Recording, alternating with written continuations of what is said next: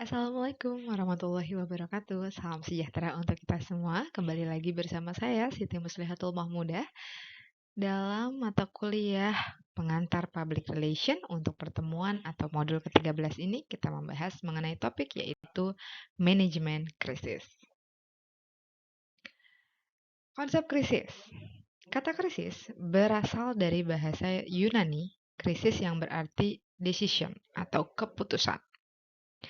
Dan tidak hanya di ruang lingkup organisasi, kita sebagai individu ya, secara personal pasti pernah berada di posisi atau di saat di mana kita harus membuat keputusan-keputusan yang penting dan terutama keputusan tersebut juga menjadi problem solving atau pemecah masalah dari yang kita hadapi saat tersebut. Nah, krisis adalah sebuah malapetaka atau masalah yang dapat muncul secara alami atau sebagai hasil dari kesalahan, intervensi, atau bahkan niat jahat manusia. Jadi, kemunculan krisis ini bisa secara tiba-tiba, ya, atau memang hasil dari yang sebelum-sebelumnya, baik itu kesalahan di berbagai tempat ataupun mengenai hal tertentu ya atau ya balik lagi ada niat jahat dari orang lain yang ingin kita mendapatkan sebuah masalah. Istilah krisis menunjukkan sesuatu yang lebih serius dari masalah. Memang betul ya. Jadi tahapan masalah itu kalau sudah sampai di level krisis itu menjadi tahapan yang paling atas gitu atau konfliknya itu sudah serius lah dikatakan adanya dengan istilah krisis. Nah, ini jenis-jenis krisis yang seperti tadi sudah saya sampaikan. Ada beberapa jenis. Di sini ada yang pertama yaitu immediate crisis, di mana krisis ini terjadi secara tiba-tiba dan tidak diharapkan sama sekali. Ya tentunya memang nggak ada yang ngarepin masalah ya. Cuma memang immediate crisis ini terjadinya atau munculnya itu secara tiba-tiba sehingga nggak ada waktu buat si organisasi tersebut melakukan persiapan atau perencanaan atau membuat sebuah penelitian identifikasi untuk mengantisipasi si krisis itu muncul. Nah, biasanya immediate crisis ini kalau krisis yang tiba-tiba itu faktor bencana alam juga bisa masuk ke dalam contoh dari immediate crisis ini ya. Kemudian emerging crisis di mana krisis memungkinkan sedikit waktu untuk melakukan penelitian dan perencanaan, tetapi memungkinkan meledak menjadi krisis yang besar setelah beberapa saat. Contohnya ketidakpuasan karyawan terhadap kondisi kerja. Jadi kalau emerging crisis ini krisis yang munculnya itu sudah bisa diprediksi karena kesalahan tadi. Misalnya ya, beberapa bulan lalu mungkin sudah ada nih pendapat dari karyawan yang menyatakan mengenai ketidakpuasannya terhadap kondisi di lingkungan kerjaannya, tapi tidak ditindaklanjut oleh perusahaan. Maka si karyawan ini merasa tidak puas. Ketika dibiarkan seperti bola salju yang bergelinding, maka masalah itu akan terus semakin besar dan besar.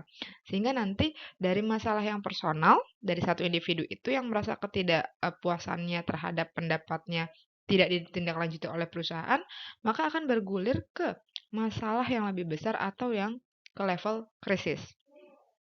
Nah, ketika krisis itu muncul, ya kan, maka perusahaan sudah bisa tuh melihat atau melakukan penelitian, oh ini karena di beberapa bulan sebelumnya ada komplain, ada pendapat dari karyawan yang tidak terselesaikan. Dan ternyata ketika dibiarkan itu semakin besar dan contohnya mungkin tiba-tiba ada pemonggokan kerja atau ada demo kerja. Nah, itu menjadi emerging crisis. Yang ketiga, sustained crisis, yaitu krisis yang berulang atau diingat kembali oleh masyarakat. Contohnya, biasanya itu di perusahaan penerbangan mengenai kecelakaan. Nah, ketika perusahaan penerbangan, contohnya maskapai yang mengalami kecelakaan, maka record-nya, jejak rekamnya akan selalu ada. Sehingga ketika nanti ada kejadian serupa, kecelakaan yang berikutnya, maka pasti akan dikaitkan kembali dengan kejadian sebelumnya atau kecelakaan sebelumnya. Nah, sustained crisis ini sudah seharusnya bisa diidentifikasi oleh perusahaan atau organisasi tersebut, yaitu isu-isu yang bisa berulang dan terjadi menjadi sebuah krisis atau krisis di perusahaan tersebut. Contohnya tadi ya, perusahaan penerbangan harusnya bisa mengidentifikasi bahwa pasti uh, di suatu waktu mereka juga akan mengalami yang namanya kecelakaan pesawat. Maka dari itu masuk ke kategori sustained crisis, yaitu krisis yang berulang dan diingat lagi oleh masyarakat. Nah, ini tipe-tipe krisis ya, ada 8.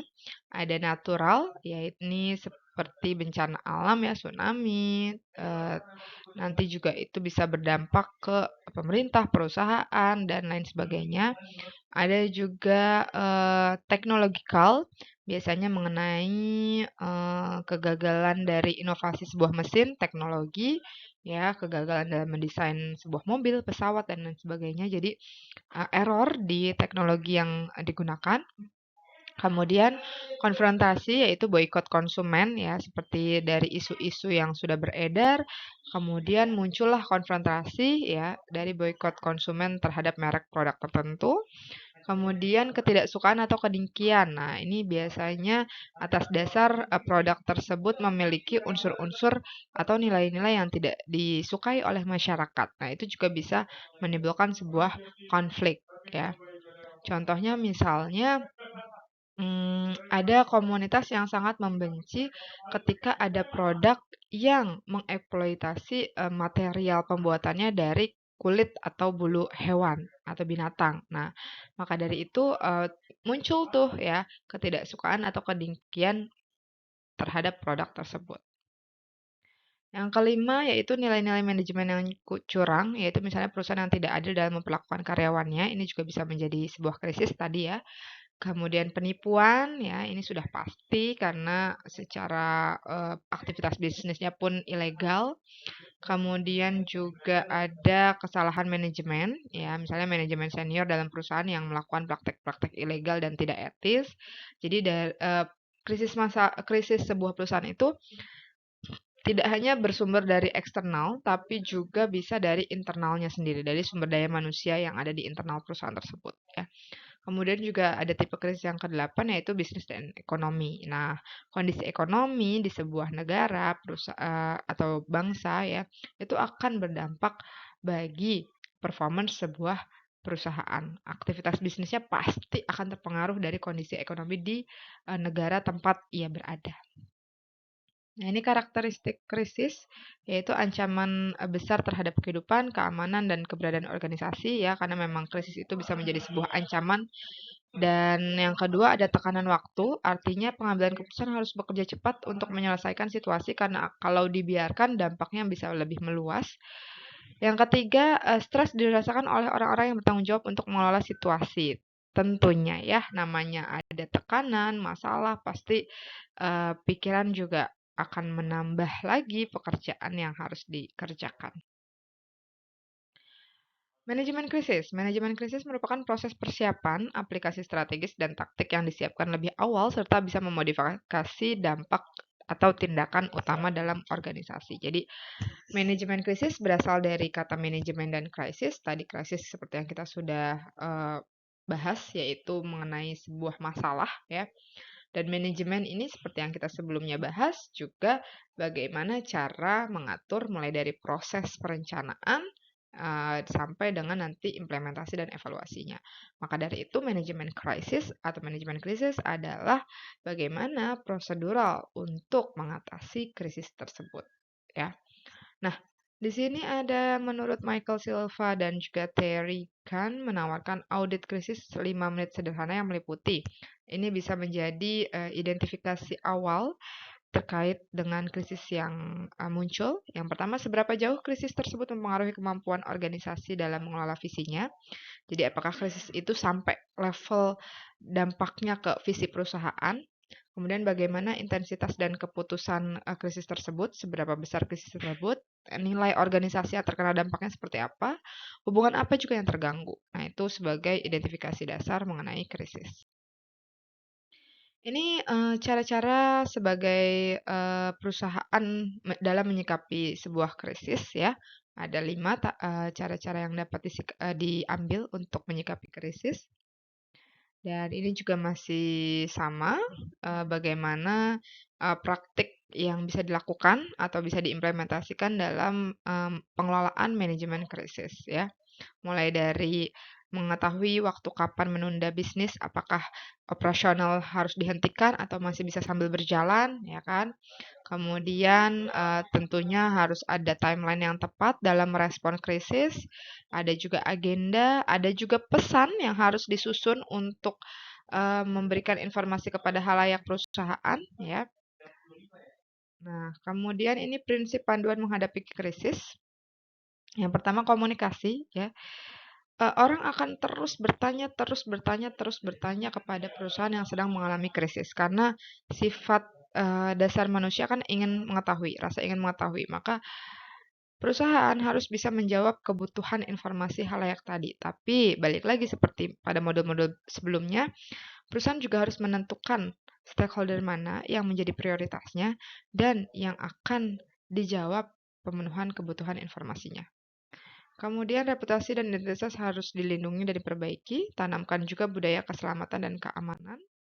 Ini menyelesaikan krisis dan selamat ya, tentunya kita tidak mengharapkan krisis itu bisa mematikan perusahaan dan berhenti sampai situ saja, tapi sebisa mungkin menyelesaikan dan melanjutkan aktivitas bisnis karena sudah terselamatkan dari masalah tersebut. Kemudian melembagakan rencana manajemen krisis dan lihat peluang di setiap kesulitan. Memang tim manajemen krisis ini harus orang-orang yang memiliki kompetensi handal dalam tadi menganalisa, menyusun, merencanakan sampai tahu melihat peluang di setiap kesulitan yang ada. Nah, krisis dalam konteks komunikasi organisasi ya, karena komunikasi organisasi memang tidak terlepas juga dari manajemen public relation karena ruang lingkupnya masih di ranah organisasi. Maka dari itu, dalam konteks komunikasi organisasi, seorang PR bisa memetakan karakteristik organisasinya sampai nanti ketika krisis itu dialami, maka bisa memetakan nih. Yang pertama jenis organisasinya, kemudian jumlah karyawan tetap, kontrak, magang. Nah, itu jumlah sumber daya lah ibaratnya kita harus bisa mapping biar mengetahui kemungkinan-kemungkinan untuk menyusun tim dan juga memprioritaskan terkait sumber daya manusianya. Kemudian aspek regulasi dan juga peraturannya. Fasilitas pendukung untuk menunjang program penanggulangan krisis. Kemudian mengetahui ini sumber krisisnya dari mana, jenis krisisnya apa, seperti yang tadi sudah disampaikan di slide sebelumnya. Kemudian menyusun strategi komunikasi tentunya, karena tadi komunikasi itu sangat penting dalam periode krisis. Kemudian komunikasi antar stakeholder organisasi, karena pasti ketika perusahaan itu mengalami krisis, stakeholder akan bertanya, ya kan? Karena khawatir mereka juga akan terkena dampak dari krisis di perusahaan tersebut, ya. Dan stakeholder yang utama dan wajib dikelola saat krisis adalah karyawan serta media massa. Karena ini kalau nggak kita keep ya, dalam arti keep tuh nggak kita apa namanya, lakukan pendekatan secara intensif dengan karyawan dan media massa, maka mereka-mereka inilah pihak yang bisa menyebarkan informasi yang mungkin belum jelas kredibilitas faktanya ataupun kevalitan dari informasi tersebut. Karena secara jumlah karyawan mungkin yang banyak bisa berbicara dengan siapapun, apalagi media mempunyai jangkauan halayak yang tersebar secara luas. Ini ada beberapa hal-hal yang mungkin bisa dilakukan atau yang boleh dilakukan ketika menghadapi sebuah krisis atau mengelola krisis. Ada juga nanti beberapa hal-hal yang tidak boleh ya. Ini yang boleh dulu, yang pertama pastinya harus mengumpulkan fakta, berbicara satu suara. Jadi ketika ada krisis di sebuah perusahaan, jangan semuanya ngomong gitu ya, karena nanti informasi juga akan simpang siur.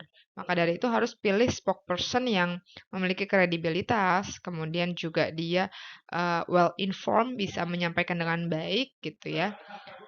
Kemudian memilih media tentunya, memonitoring pemberitaan, keterbukaan yang jelas tapi tetap harus dipertimbangkan. Selanjutnya menyusun program-program tadi ya, perencanaan komunikasi, dan ini hal-hal yang tidak boleh dilakukan ya ketika sedang mengalami sebuah krisis. Hindari kata no comment tadi katanya, karena ya ketika krisis orang malah mau menuntut jawaban gitu ya. Jadi sebisa mungkin kita memberikan informasi yang bisa menciptakan suasana menjadi kondusif. Seperti itu. Ini ada beberapa hal-halnya. Nah, itu saja untuk penjelasan materi mengenai manajemen krisis. Nanti kita bisa diskusikan lebih lanjut jika ada hal-hal yang kurang dipahami. Dari saya cukup sekian. Wassalamualaikum warahmatullahi wabarakatuh.